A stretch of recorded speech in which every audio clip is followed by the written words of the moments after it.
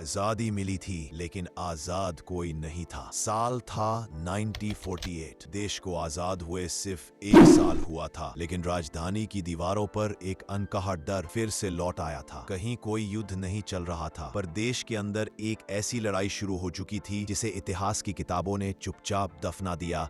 15 अगस्त 1947 भारत ने आजादी की पहली सुबह देखी थी, लेकिन इसके साथ ही बंटवारे की त्रासदी, सांप्रदायिक दंगे और लाखों बेघर लोगों का दर्द शुरू हुआ। सरकार नई थी, संविधान बन नहीं पाया था और हर ओर अस्थिरता का साया था। इन्हीं हालातों के बीच जनवरी 1948 में कुछ ऐसा हुआ जिसने आजाद भारत में पहली बार आपात स्थिति का चेहरा दिखाया। 26 जनवरी 1948 से ठीक कुछ दिन पहले देश के हालात बेकाबू होने लगे थे। कश्मीर में युद्ध चल रहा था, हैदराबाद रियासत अलग झंडा उठाए खड़ी थी और राजधानी में सांप्रदायिक हिंसा की आग भड़क रही थी। गुप्त रिपोर्टें कहती हैं सरकार को डर था कि दिल्ली किसी भी पल फट सकती है। इसी बीच 30 जनवरी 1948 एक गोली चली। सिर्फ एक इंसान को नहीं लगी, उसने पूरे देश की नींव हिला दी। महात्मा गांधी की हत्या का सन्नाटा, फिर अचानक धमाकेदार साउंड, गांधी मरे और भारत फिर से डर गया। सरकार को अंदेशा था देश दोबारा दंगों में जल सकता है और यही से शुरू हुई 1948 की कहानी। गांधी जी की हत्या के अगले ही दिन